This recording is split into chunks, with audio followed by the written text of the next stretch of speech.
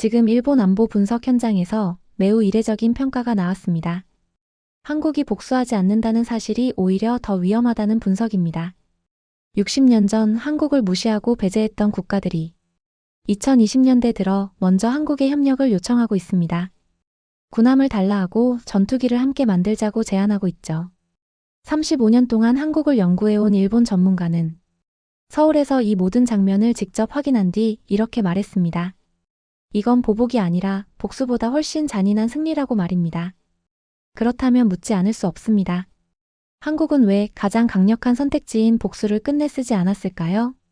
일본이 끝내 이해하지 못한 결론까지 함께 보고 싶다면 지금 구독으로 함께 해주세요. 안녕하세요. 저는 사카모토 켄지입니다. 도쿄 시내 연구실 창밖으로 저녁 7시에 불빛이 번지고 있었습니다. 책상 위 모니터에서 NHK 속보 자막이 흘러나왔죠. 한국 방위사업청 긴급 기자회견. 필리핀, 인도네시아, 말레이시아 3개국 동시 방산 협력 발표. 무상 초계함 2척 기증. 차세대 전투기 공동 개발. 대규모 기술 이전 포함. 손끝이 차가워졌습니다. 35년간 한국 안보를 연구해왔지만 이런 발표는 처음이었어요.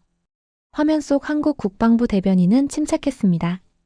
과거사는 한마디도 언급하지 않았어요. 사과 요구도 없었죠. 조건 제시도 없었습니다. 그냥 협력 내용만 발표했어요. 필리핀의 무상으로 초계함 2척, 인도네시아와 차세대 전투기 공동 개발, 말레이시아의 방산 기술 이전. 끝이었습니다. 저는 모니터 앞에서 움직이지 못했어요. 이상했습니다. 뭔가 빠진 것 같았죠. 국제 정치에서 이런 발표는 없어요. 특히 과거에 무시당한 나라가 강해졌을 때는 말이죠. 보통은 조건이 붙습니다. 과거 사과, 외교적 인정, 경제협력 선행. 뭔가 요구하는 게 당연해요. 그게 국제관계의 공식이거든요. 그런데 한국은 아무것도 요구하지 않았습니다. 손이 떨렸어요. 커피잔을 들여다 멈췄습니다. 35년 동안 제가 연구해온 모든 이론이 흔들리는 느낌이었죠. 약소국이 강대국이 되면 반드시 보복한다. 역사가 증명한 법칙이에요. 프랑스가 그랬고 독일이 그랬고 중국이 그랬습니다. 한국도 그럴 거라고 믿었어요. 아니, 확신했죠. 화면에서 필리핀 국방장관이 감사 인사를 하고 있었습니다. 인도네시아 대통령이 환영 성명을 발표했어요. 말레이시아 총리가 협력 기대감을 표현했죠. 이상했습니다. 모두가 고마워하고 있었어요. 경계하지 않았습니다. 의심하지 않았죠. 조건을 따지지도 않았어요. 왜죠? 가슴이 답답해졌습니다. 설명할 수 없는 불안이 커졌어요. 복수라면 대비할 수 있습니다. 보복이라면 대응 방법이 있죠. 외교 압박이라면 카드를 준비할 수 있어요. 하지만 이건 달랐습니다. 한국은 아무것도 요구하지 않았어요. 아무것도 비난하지 않았습니다. 과거를 꺼내지 않았죠. 그냥 미래 협력만 제안했어요. 모니터를 끄고 창밖을 봤습니다. 도쿄 야경은 평소처럼 아름다웠지만 제 안에서는 무언가 무너지고 있었어요. 35년간 쌓아온 확신이 흔들렸습니다. 책상 위 휴대폰이 울렸어요. 방위성 후지타 전략관이었습니다. 사카모토 선생, 내일 오전 긴급 회의입니다. 한국 방산 패키지 위험성 분석 보고를 부탁드립니다. 위험성 분석. 그 말이 귓속에서 맴돌았어요. 뭐가 위험하죠? 무상 지원이? 기술 이전이? 공동 개발이? 전화를 끊고 의자에 깊이 앉았습니다. 이건 보복이 아니었어요. 분명히 아니었습니다. 그런데 더 불길했습니다. 복수라면 막을 수 있어요. 하지만 복수가 아니라면 대비 자체가 불가능했습니다. 한국은 싸우지 않고 있었어요. 그게 가장 무서웠습니다. 새벽 5시에 잠에서 깼습니다. 뒤척이다 결국 연구실로 나왔어요. 책장 맨 아래 칸에서 낡은 문서철을 꺼냈습니다. 1960년대 아시아 외교 기록 모음집이었죠. 먼지를 털어냈어요. 오래된 종이 냄새가 났습니다. 첫 페이지를 펼쳤죠. 1963년 마닐라 회의록. 한국 대표단 발언 시간 30분 배정. 실제 발언 허용 시간 10분. 20분 삭제 사유 의제 시간 부족. 다음 문서를 넘겼어요. 1965년 필리핀 외교부 공문. 한국 해군 친선 방문 요청 거절. 사유 일정 조율 불가. 두 장의 문서만 봐도 충분했습니다. 패턴이 보였거든요. 거절, 축소, 배제. 한국은 분명히 기억하고 있을 거예요. 그런데 어제 발표에는 이 이야기가 하나도 없었죠. 책상에 앉아 커피를 마셨습니다. 손이 떨렸어요. 30년 전 제가 쓴 논문 제목이 떠올랐죠. 강대국의 무시와 약소국의 기억. 결론은 단순했어요. 무시당한 나라는 반드시 복수한다. 그게 제 연구 인생의 출발점이었습니다. 창밖이 밝아오고 있었어요. 시계를 봤습니다. 6시 40분. 회의까지 3시간 남았죠. 문서철을 다시 펼쳤습니다. 1960년대 10년 동안의 기록이 쌓여 있었어요. 회의 배제, 방문 거절, 제안 무시. 한국이 받은 냉대의 증거였죠. 명분도 있고 힘도 있는데 왜 아무 말도 안 하지? 그 질문이 머릿속을 맴돌았습니다. 국제 정치에서 과거 무시는 미래 협상의 카드거든요. 모든 나라가 그렇게 해왔어요. 하지만 한국은 안 했습니다. 휴대폰을 꺼내 메모를 열었어요. 보고서 초안을 작성하기 시작했습니다. 한국의 3개국 동시 방산 협력은 손이 멈췄어요. 다음 단어가 나오지 않았습니다. 위협인가요? 아니에요. 보복인가요? 그것도 아니죠. 전략인가요? 어디에도 맞지 않았습니다. 책상 서랍에서 오래된 노트를 꺼냈습니다. 제가 35년 동안 정리해온 국제정치 공식 목록이었어요. 첫 페이지에 적힌 원칙이 눈에 들어왔죠. 약소국이 강대국이 되면 과거 굴욕을 외교자산으로 활용한다. 프랑스가 그랬고 독일이 그랬고 중국이 그랬습니다. 역사가 증명한 법칙이에요. 한국도 당연히 그럴 거라고 믿었죠. 노트를 덮었습니다. 손으로 이마를 짚었어요. 혼란스러웠습니다. 한국이 예외일까요? 아니면 제가 놓친 게 있을까요? 시계를 다시 봤습니다. 7시 20분. 2시간 40분 남았어요. 문서를 다시 봤어요. 1963년 회의록, 1965년 거절 공문. 명분은 충분했습니다. 힘도 있었죠. 세계 7위 방산 수출국이 되었으니까요. 그런데 왜 침묵하죠? 가슴이 철렁했어요. 35년간 쌓아온 확신이 흔들렸습니다. 내가 믿어온 공식 자체가 틀린 건 아닐까요? 그 생각이 스치는 순간 등에 식은땀이 났어요. 휴대폰 알람이 울렸어요. 회의 2시간 전 알림이었죠. 보고서는 여전히 첫 문장에서 멈춰 있었습니다. 창밖을 봤어요. 도쿄 아침 풍경이 평범하게 펼쳐져 있었죠. 하지만 제 안에서는 뭔가 무너지고 있었어요. 이건 한국의 침묵이 아니었습니다. 내가 믿어온 공식의 붕괴였죠. 회의실 문을 열었습니다. 방위성 전략 회의실이었어요. 길다란 테이블 양쪽으로 15명이 앉아 있었죠. 후지타 전략관이 고개를 끄덕였습니다. 사카모토 선생, 분석 결과 부탁드립니다. 자리에 앉았어요. 노트북을 열었습니다. 준비한 슬라이드가 떴죠. 하지만 입이 떨어지지 않았어요. 후지타가 먼저 말했습니다. 한국의 이번 발표는 명백한 장기 패권 전략입니다. 회의실이 조용해졌어요. 후지타가 자료를 넘겼습니다. 필리핀, 인도네시아, 말레이시아. 3개국 모두 과거 한국을 무시한 국가들입니다. 지금 한국은 그들에게 무상 지원과 기술 이전을 약속했죠. 이건 우연이 아닙니다. 한국은 빚을 지우고 있습니다. 20년 후 일본은 완전히 고립될 수 있습니다. 다른 참석자들이 고개를 끄덕였어요.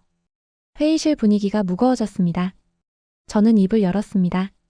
그런데 한국은 과거 이야기를 한 번도 꺼내지 않았습니다. 후지타가 저를 봤어요. 그게 더 교묘한 겁니다, 선생님. 표면적으로는 선의를 보이고 내부적으로는 영향력을 확대하는 거죠. 중국이 쓰는 방식과 같습니다. 회의실 사람들이 동의했어요. 고개를 끄덕이는 소리가 들렸습니다. 하지만 제 가슴은 답답했어요. 중국 방식? 아닙니다. 중국은 요구부터 합니다. 한국은 아무것도 요구하지 않았죠. 한국이 요구한 게 뭡니까? 제 질문에 회의실이 잠시 조용해졌습니다. 후지타가 대답했어요. 아직 드러나지 않았을 뿐입니다. 5년 후, 10년 후에 나올 겁니다. 그 말에 다시 사람들이 고개를 끄덕였죠. 저는 노트북을 덮었습니다. 말을 이어갔어요. 복수라면 우리는 대비할 수 있습니다. 패권 전략이라면 대응 방법이 있죠. 하지만 이건 그 어느 쪽도 아닙니다. 후지타가 미간을 찌푸렸어요. 선생님, 그럼 뭐라고 보십니까? 대답할 수 없었습니다. 저도 모르겠거든요. 회의실이 다시 조용해졌어요. 누군가 물었습니다. 그럼 한국은 아무 의도 없이 그냥 준다는 겁니까? 그 질문에 답할 수 없었어요. 회의가 끝났어요. 사람들이 하나둘 나갔습니다. 저는 자리에 그대로 앉아 있었죠. 후지타가 다가왔어요. 선생님, 괜찮으십니까? 고개를 들었습니다. 복수라면 대비할 수 있습니다. 하지만 이건 싸움이 아닙니다. 후지타가 잠시 침묵했어요. 그리고 말했습니다. 그래서 더 위험한 겁니다. 그가 나갔어요. 회의실에 혼자 남았습니다. 창밖을 다시 봤어요. 비가 내리기 시작했습니다. 두려움의 방향이 바뀌고 있었어요. 복수가 없으니 대비 자체가 불가능했습니다. 그게 가장 무서웠어요. 회의가 끝나고 이틀이 지났습니다. 책상 위에 보고서가 쌓여 있었어요. 하지만 한 줄도 쓸 수 없었죠. 모니터만 켜다 끄기를 반복했습니다. 휴대폰이 울렸어요. 모르는 번호였습니다. 받았죠. 사카모토 선생님이십니까? 한국어 억양이 섞인 일본어였어요. 침착한 목소리였습니다. 저는 김윤석입니다. 한국 방산협력 실무를 담당하고 있습니다. 손이 긴장됐어요. 왜 한국에서 전화가 왔죠? 선생님께서 우리 발표에 관심이 많으시다고 들었습니다. 도쿄에서는 이해하기 어려우실 겁니다. 서울로 오십시오. 갑작스러운 제안이었어요. 대답이 나오지 않았습니다. 김윤석이 말을 이었어요. 이틀 후 오전 10시. 인천공항에서 모시겠습니다. 선생님이 궁금해하시는 걸 직접 보여드리겠습니다. 전화가 끊겼어요. 저는 휴대폰을 내려놓고 창밖을 봤습니다. 서울? 지금? 왜죠? 하지만 가슴 한쪽에서는 알고 있었어요. 이대로 도쿄에 있으면 답을 찾을 수 없다는 걸 말이죠. 오후 4시 방위성 후지타 전략관에게 전화했습니다. 한국에서 연락이 왔습니다. 서울로 오라고 합니다. 후지타가 잠시 침묵했어요. 함정일 수 있습니다. 선생님을 회유하려는 거죠. 그 말이 맞을 수도 있었어요. 하지만 저는 대답했습니다. 이걸 직접 안 보면 내 연구 인생이 무너집니다. 후지타가 한숨을 쉬었어요. 48시간 안에 보고서를 제출하십시오. 그게 조건입니다. 48시간. 이틀이었어요. 짧은 시간이었죠. 알겠습니다. 전화를 끊었어요. 가방을 챙기기 시작했습니다. 노트북, 녹음기, 카메라. 필요한 걸 다 넣었죠. 하지만 손이 떨렸어요. 35년 연구 인생에서 현장에 직접 간 적이 거의 없었거든요. 저는 문서와 데이터로 분석하는 사람이었습니다. 하지만 이번엔 달랐어요. 밤 11시 집에 돌아왔습니다. 짐을 다시 확인했어요. 여권, 명함, 녹음 장비. 다 챙겼죠. 잠이 오지 않았습니다. 침대에 누워 천장을 봤어요. 한국은 뭘 보여주려는 걸까요? 왜 저를 부른 걸까요? 새벽 3시까지 뒤척였습니다. 결국 일어나 커피를 끓였어요. 창밖은 어두웠죠. 책장에서 오래된 사진 한 장을 꺼냈습니다. 30년 전 도쿄대학 연구실 사진이었어요. 젊은 제가 웃고 있었죠. 그때 저는 확신에 차 있었습니다. 국제 정치는 공식이 있고 예외는 없다고 믿었어요. 하지만 지금은 달랐습니다. 아침 6시 하네다 공항으로 출발했어요. 택시 안에서 휴대폰을 봤습니다. 후지타에게서 메시지가 와 있었죠. 조심하십시오. 한국은 선생님을 이용하려 할 겁니다. 창밖 풍경이 지나갔어요. 도쿄 아침이 밝아오고 있었습니다. 공항에 도착했습니다. 체크인 카운터 앞에 섰어요. 직원이 물었습니다. 인천행 맞으십니까? 네. 탑승권을 받았어요. 손에 든 종이가 떨렸습니다. 탑승 게이트로 걸어가면서 생각했어요. 이게 맞는 선택일까요? 후지타 말대로 함정일 수도 있죠.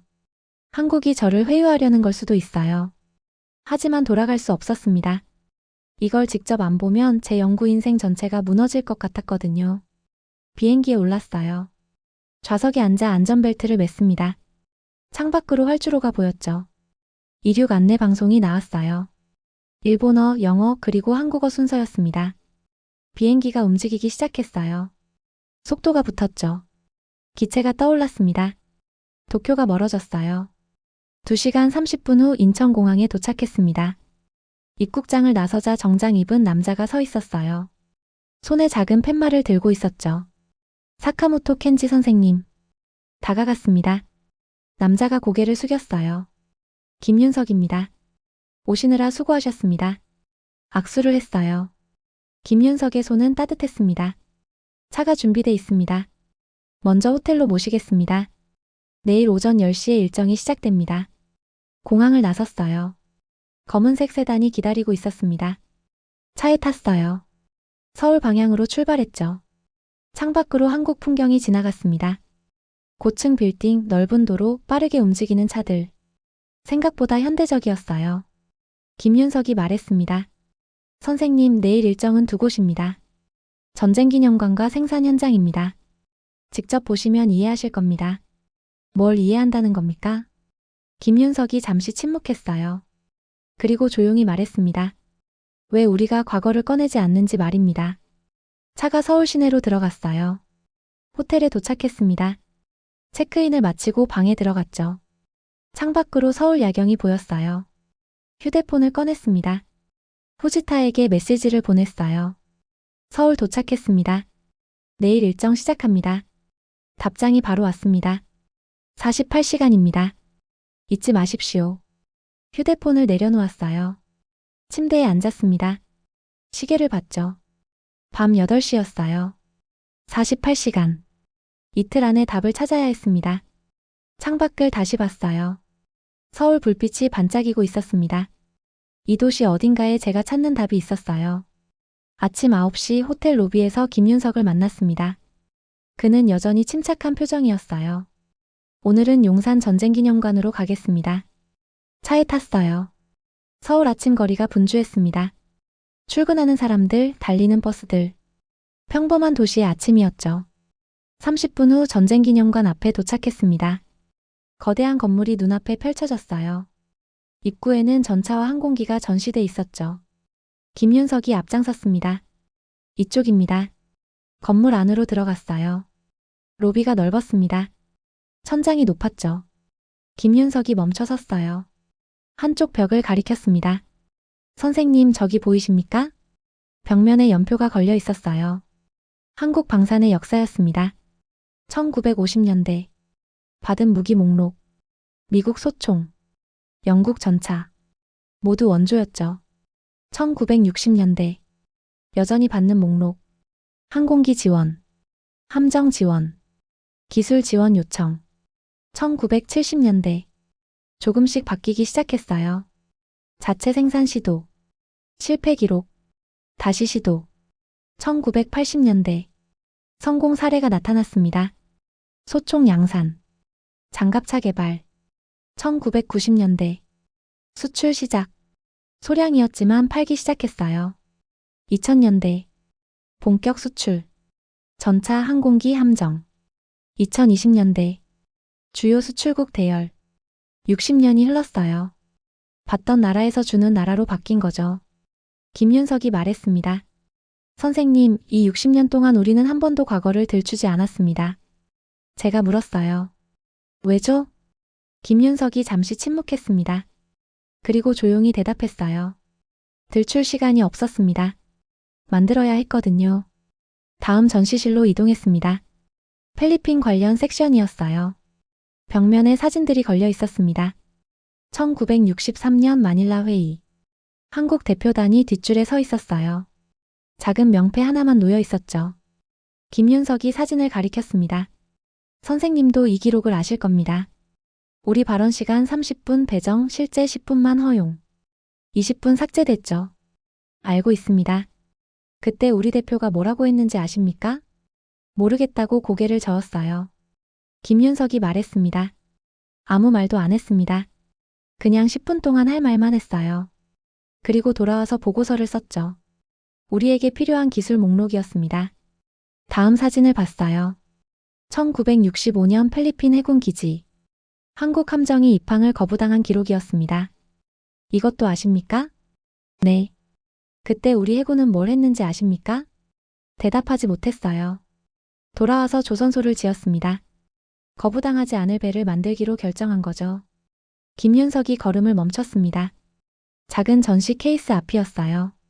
선생님, 이걸 보십시오. 케이스 안에 문서 한 장이 있었습니다. 2024년 국방부 내부 회의록이었어요. 필리핀 무상 초계함 기증 결정 회의 기록입니다. 문서를 읽었어요. 회의 참석자 12명. 안건 필리핀 해군 초계함 2척 무상 지원건.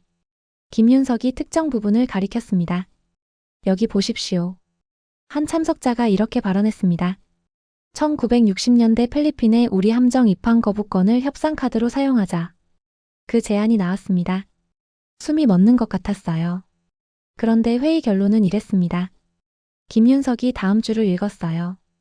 과거를 조건으로 내세우는 순간 우리도 그 시절에 머문다. 강해진 우리가 해야 할 일은 과거를 들추는 게 아니다. 무상 지원 진행. 조건 없음. 전율이 흘렀습니다. 김윤석이 계속 말했습니다. 선생님, 우리는 복수할 기회가 있었습니다. 명분도 있었죠. 하지만 선택하지 않았어요. 가슴이 답답해졌습니다. 다음 전시실로 갔습니다. 인도네시아 관련 섹션이었어요. 1967년 회의 배제 기록. 한국이 지역 대표성 부족으로 제외된 문서였죠. 사진 옆에 작은 설명판이 있었습니다. 이 회의 30년 후 한국은 인도네시아와 최초 방산 협력을 시작했다. 과거 배제 건은 단 한 번도 언급되지 않았다.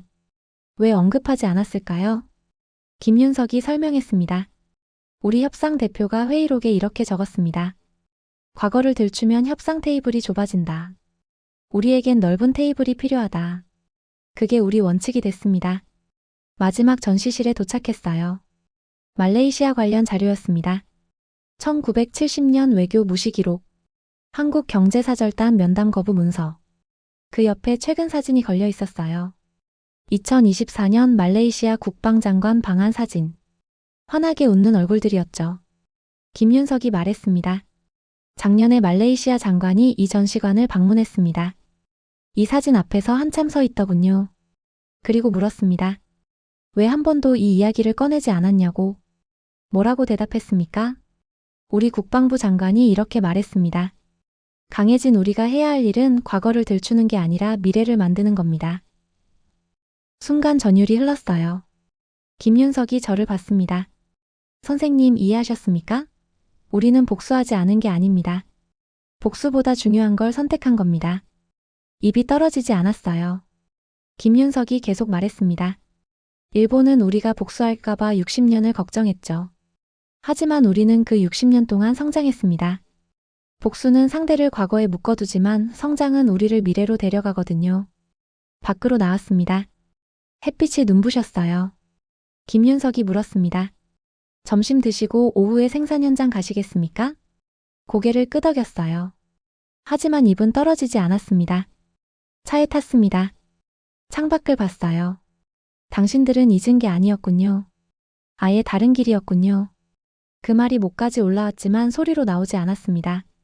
김윤석이 조용히 말했어요. 선생님, 놀라셨죠? 네. 오후에 더 놀라실 겁니다. 차가 출발했습니다. 점심을 먹고 차에 탔습니다. 김윤석이 말했어요. 오후 일정은 사천입니다. 경상남도에 있는 항공우주 생산 현장이죠. 사천이요? 네. 한국이 인도네시아와 공동 개발하는 전투기 조립 라인이 있습니다. 직접 보시면 이해하실 겁니다. 차가 서울을 벗어났어요. 고속도로로 들어섰습니다. 창밖으로 풍경이 빠르게 지나갔어요. 산, 들판, 작은 도시들. 3시간을 달렸습니다. 오후 4시 사천에 도착했어요. 거대한 공장 건물이 보였습니다. 활주로도 있었죠. 정문에서 보안 검사를 받았어요. 출입증을 받고 안으로 들어갔습니다. 김윤석이 앞장섰어요. 이쪽입니다. 복도를 지나 큰 문 앞에 섰습니다. 문이 열렸어요. 숨이 멎었습니다. 거대한 조립홀이었어요. 천장이 20m는 넘어 보였습니다. 바닥 면적은 축구장 서너 개는 될 것 같았죠. 전투기들이 줄지어 서 있었어요. 조립 중인 기체들이었습니다. 하지만 놀라운 건 따로 있었어요. 작업복을 입은 사람들이었습니다. 한국 기술자와 인도네시아 기술자가 함께 일하고 있었어요. 같은 작업복, 같은 장비, 같은 도면. 김윤석이 말했습니다. 저기 보이는 기체가 KF-21입니다. 한국과 인도네시아가 공동 개발한 전투기죠. 가까이 다가갔어요. 기체 옆에서 두 명의 기술자가 대화하고 있었습니다. 한 명은 한국인, 한 명은 인도네시아인이었어요. 한국인 기술자가 도면을 펼쳤습니다. 인도네시아 기술자가 고개를 끄덕이며 무언가 물었어요. 한국인이 설명했습니다. 통역 없이 영어로 대화했죠. 김윤석이 옆에서 말했어요. 저 인도네시아 기술자는 3년 전 여기 왔습니다. 처음엔 조립만 배웠어요. 지금은 설계 검토까지 합니다. 설계까지요? 네. 우리는 기술을 나눕니다. 숨기지 않아요. 다음 구역으로 이동했습니다. 엔진 조립 라인이었어요. 여기도 마찬가지였습니다. 한국 기술자 5명, 인도네시아 기술자 5명. 함께 엔진을 조립하고 있었죠. 김윤석이 한 기술자를 불렀습니다. 이쪽은 사카모토 선생님입니다. 일본에서 오셨어요. 한국 기술자가 고개를 숙였어요. 20대 후반으로 보였습니다. 안녕하세요. 저는 엔진 파트 담당 박준호입니다. 제가 물었어요. 인도네시아 동료들과 함께 일하는 게 어떻습니까? 박준호가 웃었습니다. 처음엔 어색했죠. 근데 지금은 그냥 동료예요. 같이 밥도 먹고 같이 야근도 하고요. 옆에 있던 인도네시아 기술자가 영어로 말했어요. 준호가 저한테 많이 가르쳐줬어요. 엔진 조립뿐 아니라 설계 원리까지요. 박준호가 대답했습니다. 당연하죠. 우리 같이 만드는 건데요. 그 말이 가슴에 꽂혔습니다. 우리 같이 만드는 건데. 김윤석이 다음 장소로 안내했어요. 품질 검사실이었습니다.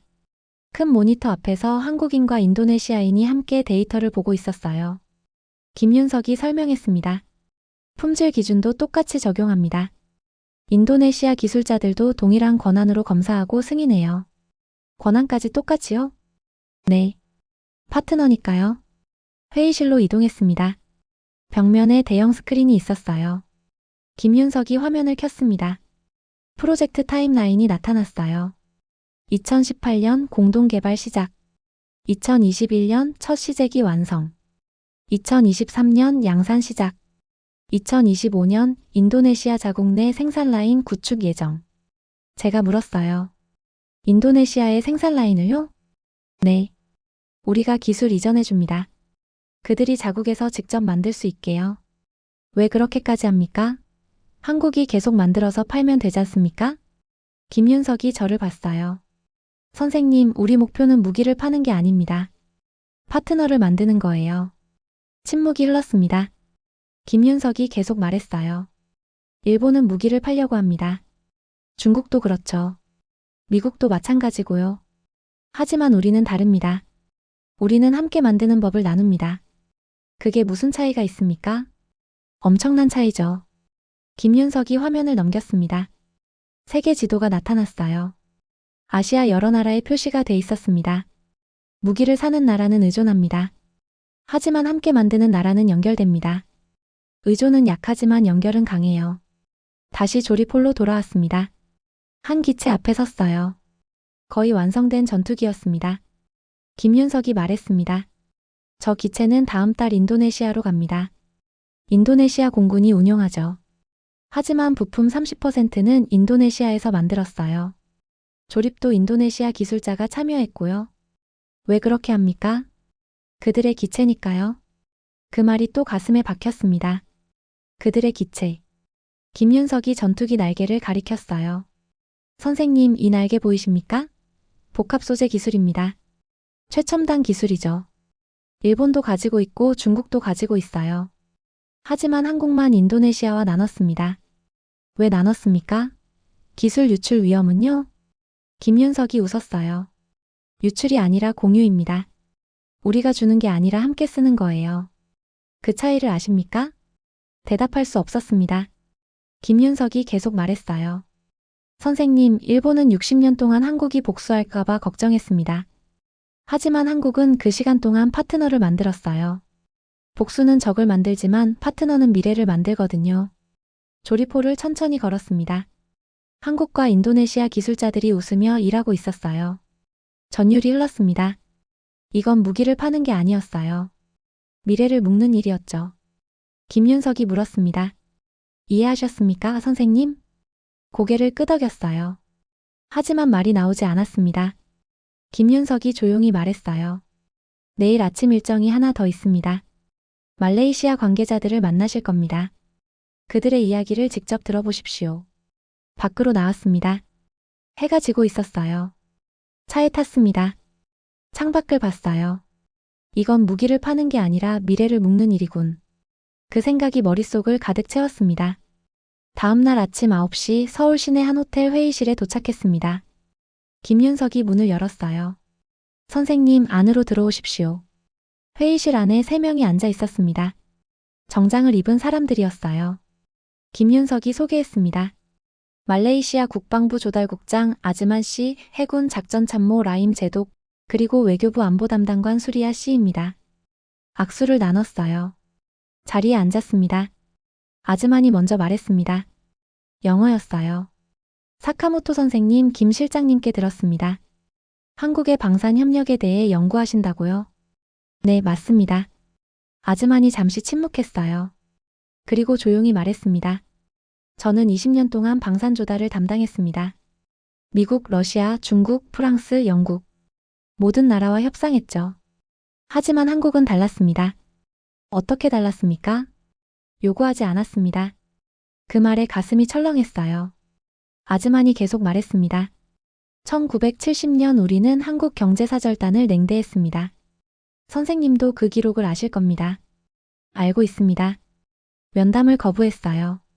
회의에서 배제했죠. 명백한 무시였습니다. 아즈만이 잠시 멈췄어요. 40년이 지났습니다. 한국은 강해졌죠. 우리가 필요한 무기를 가지게 됐어요. 2015년 우리는 한국의 함정 구매를 제안했습니다. 라임 제독이 말을 이었습니다. 저는 그때 협상단에 있었습니다. 첫 회의에 들어가면서 준비했죠.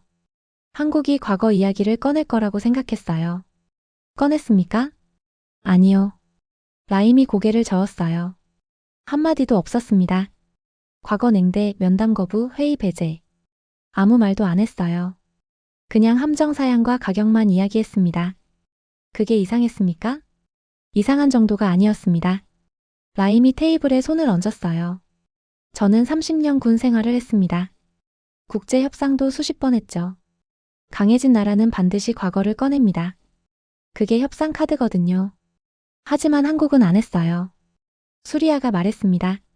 저도 그 협상에 참여했습니다. 외교부 입장에서 준비했죠. 한국이 과거 무시를 조건으로 제시하면 어떻게 대응할지 시나리오를 만들었어요. 쓸 일이 없었군요. 네. 한 번도 쓸 일이 없었습니다. 수리아가 잠시 침묵했어요. 오히려 더 당황스러웠습니다. 우리가 잘못한 걸 알고 있었거든요. 사과할 준비도 돼 있었어요. 하지만 한국은 그 기회조차 주지 않았습니다. 아즈만이 말을 이었습니다. 2016년 계약이 체결됐습니다. 함정 세척, 기술 이전 포함. 조건은 하나도 없었어요. 과거 관련 조건이 전혀요? 전혀요. 아즈만이 손을 흔들었습니다. 미국은 우리에게 정치적 조건을 요구합니다. 중국은 경제적 양보를 요구하죠. 러시아는 외교적 지지를 요구해요. 하지만 한국은 아무것도 요구하지 않았습니다. 라임이 말했습니다. 그래서 더 부끄러웠습니다. 부끄러웠다고요? 네. 라임이 고개를 숙였어요. 사과를 요구하지 않아서 더 부끄러웠습니다. 우리 잘못을 지적하지 않아서 더 미안했어요. 한국은 우리를 굴복시키지 않았습니다. 대신 우리 스스로 고개를 숙이게 만들었죠. 침묵이 흘렀습니다. 수리아가 말했습니다. 2023년 우리 외교부 장관이 서울을 방문했습니다. 공식 만찬 자리였어요. 장관이 한국 국방부 장관에게 물었습니다. 수리아가 잠시 멈췄어요. 왜 과거 이야기를 한 번도 꺼내지 않았습니까? 우리 장관이 직접 물었어요. 뭐라고 답했습니까? 한국 장관은 이렇게 말했습니다. 과거를 들추면 우리 둘 다 그 시절에 갇힙니다. 우린 미래가 필요했습니다. 가슴이 뛰었어요. 아즈만이 서류를 꺼냈습니다. 이건 작년 협력 현황입니다. 함정 세척 인도 완료. 말레이시아 해군 기술자 120명 한국 파견 훈련. 공동정비센터 구축. 차세대 함정 공동 설계 시작. 공동 설계요? 네. 한국이 제안했습니다. 우리와 함께 설계하자고요. 기술을 숨기지 않았어요. 라임이 말했습니다. 저는 지난달 한국조선소를 방문했습니다. 우리 기술자들이 한국 기술자들과 나란히 앉아서 일하고 있었어요. 같은 도면, 같은 권한이었습니다. 라임이 목소리를 낮췄어요. 그 모습을 보는 순간 깨달았습니다. 한국은 우리를 고객으로 본 게 아니라 파트너로 본 거였어요. 수리아가 덧붙였습니다. 우리 외교부 내부 보고서에 이렇게 적혀 있습니다. 한국은 과거를 용서한 게 아니다. 과거보다 중요한 미래를 선택한 것이다. 아즈만이 저를 봤습니다. 선생님, 일본이 우리에게 같은 제안을 했다면 어땠을까요? 대답할 수 없었습니다. 아즈만이 계속 말했어요. 일본은 분명 과거를 꺼냈을 겁니다. 사과를 요구했겠죠. 조건을 달았을 거예요. 그게 정상이니까요. 국제 정치에서는 그게 맞습니다. 아즈만이 손을 흔들었어요. 하지만 한국은 안 했어요. 그래서 우리는 한국을 존경합니다. 용서받은 게 아니라 스스로 부끄러워진 거예요. 라임이 말했습니다. 이제 우리 해군 장교들은 한국을 배웁니다. 기술만이 아니라 태도를 배우죠. 강해졌을 때 어떻게 행동해야 하는지 말입니다. 회의가 끝났습니다. 일어서서 악수를 나눴어요. 아즈만이 마지막으로 말했습니다. 선생님, 일본에 전해주십시오. 한국은 복수하지 않았습니다. 그래서 우리는 한국 편입니다. 회의실을 나왔어요. 복도에서 김윤석이 물었습니다. 어떻습니까, 선생님? 대답할 수 없었습니다. 엘리베이터를 타고 내려왔어요. 로비로 나왔습니다. 밖으로 걸어 나왔어요. 서울거리가 보였습니다. 가슴이 답답했습니다. 우린 용서받은 게 아니라 스스로 고개를 숙였어. 그 말이 귓속에서 맴돌았습니다.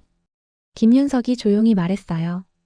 선생님, 내일 아침 비행기 시간 맞춰 공항으로 모셔드리겠습니다. 오늘은 쉬십시오. 고개를 끄덕였어요. 호텔로 돌아왔습니다. 방에 들어가 창밖을 봤어요. 서울 야경이 펼쳐져 있었습니다. 휴대폰을 꺼냈어요. 후지타에게서 메시지가 와 있었습니다. 보고서는요? 손가락이 떨렸습니다. 보고서를 어떻게 써야 할까요? 한국은 위협이 아니었어요. 복수도 아니었죠. 패권도 아니었습니다. 그냥 다른 길이었어요. 침대에 앉았습니다. 35년 연구 인생이 무너지는 느낌이었습니다. 하지만 동시에 뭔가 보이기 시작했어요. 한국은 이겼습니다. 싸우지 않고 이긴 거였죠. 다음 날 아침 6시 인천공항행 리무진에 탔습니다. 김윤석이 배웅을 나왔어요. 선생님, 좋은 여행이었기를 바랍니다. 악수를 나눴습니다. 김윤석의 손은 따뜻했어요. 감사합니다. 보고서 잘 쓰십시오. 차가 출발했습니다. 서울 아침 풍경이 지나갔어요. 2시간 후 도쿄에 도착했습니다. 하네다 공항을 빠져나왔죠. 익숙한 도시였지만 낯설게 느껴졌어요. 오후 2시 방위성 회의실에 들어갔습니다. 후지타를 비롯해 15명이 앉아 있었어요. 후지타가 말했습니다. 사카모토 선생, 보고 부탁드립니다. 노트북을 열었어요. 준비한 자료가 떴습니다. 하지만 슬라이드를 넘기지 않았어요. 그냥 입을 열었습니다. 한국은 복수하지 않았습니다. 회의실이 조용해졌어요. 35년 동안 저는 한국이 복수할 거라고 믿었습니다. 일본 외교 엘리트 전체가 그렇게 믿었죠. 강해진 약소국은 반드시 보복한다. 국제 정치의 공식이었습니다. 후지타가 미간을 찌푸렸어요. 그런데 한국은 안 했습니다. 슬라이드를 넘겼어요. 전쟁기념관 사진이 나타났습니다. 1950년대 한국은 받기만 했습니다. 무기, 기술, 원조. 전부 받았어요. 1960년대 필리핀은 한국을 무시했죠. 회의에서 발언 시간을 삭제했습니다. 함정 입항을 거부했어요. 다음 슬라이드를 넘겼습니다. 인도네시아는 한국을 배제했습니다. 지역 대표성이 부족하다는 이유였죠. 말레이시아는 한국 사절단을 냉대했어요. 면담조차 거부했습니다. 회의실 사람들이 고개를 끄덕였어요. 다들 아는 내용이었죠. 이 모든 기록이 남아 있습니다. 한국도 알고 있어요. 전쟁기념관에 전시돼 있습니다. 잊은 게 아닙니다. 후지타가 물었습니다. 그런데 왜 복수하지 않았습니까? 복수할 시간이 없었습니다. 다음 슬라이드를 넘겼어요. 60년 타임라인이 나타났습니다. 한국은 60년 동안 만들었습니다. 소총, 장갑차, 전차, 함정, 전투기. 받던 나라에서 주는 나라로 바뀌었어요. 그 60년 동안 과거를 한 번도 꺼내지 않았습니다. 왜 안 꺼냈습니까? 꺼내면 그 시절의 가치니까요. 침묵이 흘렀습니다. 슬라이드를 넘겼어요. 2024년 필리핀 무상 초계함 기증 회의록이 나타났습니다. 작년 한국 국방부 내부 회의입니다. 필리핀에 무상으로 초계함 2척을 주기로 결정하는 자리였어요. 회의실 사람들이 자료를 봤습니다. 회의에서 누군가 제안했습니다. 1960년대 입항 거부를 협상 카드로 쓰자. 당연한 제안이었죠. 저도 그렇게 했을 겁니다. 후지타가 몸을 앞으로 기울였어요. 하지만 기각됐습니다. 회의 결론은 이랬습니다. 과거를 조건으로 내세우는 순간 우리도 그 시절에 머문다. 무상 지원 진행. 조건 없음. 회의실이 술렁였습니다. 인도네시아도 마찬가지였습니다. 공동개발 제안할 때 과거 배제권을 한 번도 언급하지 않았어요. 말레이시아도 똑같았습니다. 슬라이드를 넘겼어요. 사천 조립라인 사진이 나타났습니다. 저는 직접 봤습니다. 한국과 인도네시아 기술자가 함께 전투기를 만들고 있었어요. 같은 작업복, 같은 권한, 같은 도면이었습니다. 사진을 확대했습니다. 복합 소재 기술을 공유하고 있었습니다. 최첨단 기술이죠. 일본도 가지고 있고 중국도 가지고 있어요. 하지만 한국만 나눴습니다. 누군가 물었습니다. 왜 나눴습니까? 기술 유출 위험은요? 유출이 아니라 공유라고 하더군요. 파트너니까요. 후지타가 말했습니다.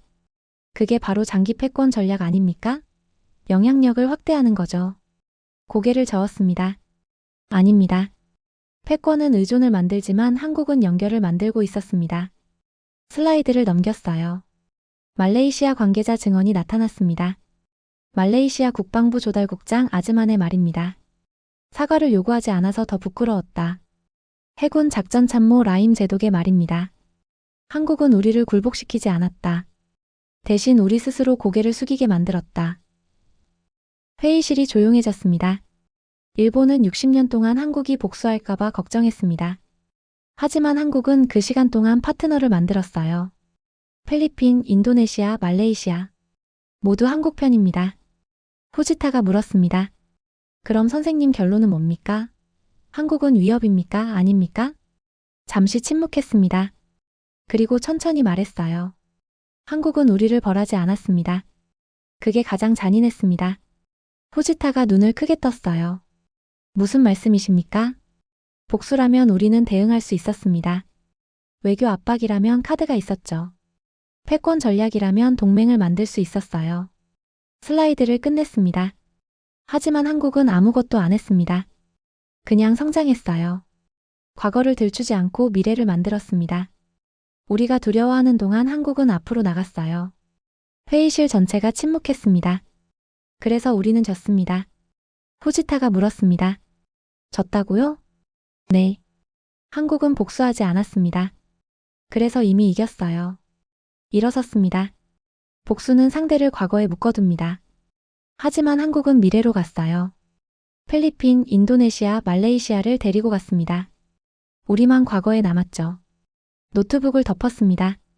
일본은 60년 동안 한국의 복수를 걱정했습니다. 하지만 한국은 복수 대신 성장을 선택했어요. 그 선택이 우리에겐 대응 불가능한 패배가 됐습니다. 회의실을 나왔습니다. 복도를 걸으면서 생각했어요. 35년 연구 인생이 무너졌습니다. 하지만 동시에 뭔가 배웠어요. 강함은 복수하지 않는 데서 나온다는 걸. 진짜 승리는 싸우지 않고 이기는 거라는 걸. 건물을 나섰습니다. 도쿄 하늘이 맑았어요. 휴대폰을 꺼내 메모를 열었습니다. 새로운 논문 제목을 적었어요. 복수하지 않은 승리 한국의 60년. 저장 버튼을 눌렀습니다. 걷기 시작했어요. 한국은 복수하지 않았습니다. 그래서 일본은 이미 졌습니다. 한국이 강해진 이유는 복수했기 때문이 아닙니다. 복수하지 않는 길을 선택했기 때문입니다. 과거를 붙잡지 않고 미래를 선택한 나라. 그래서 지금 세계는 한국을 다시 보고 있습니다. 여러분은 이 선택이 진짜 강함이라고 생각하십니까? 댓글로 의견을 남겨주세요.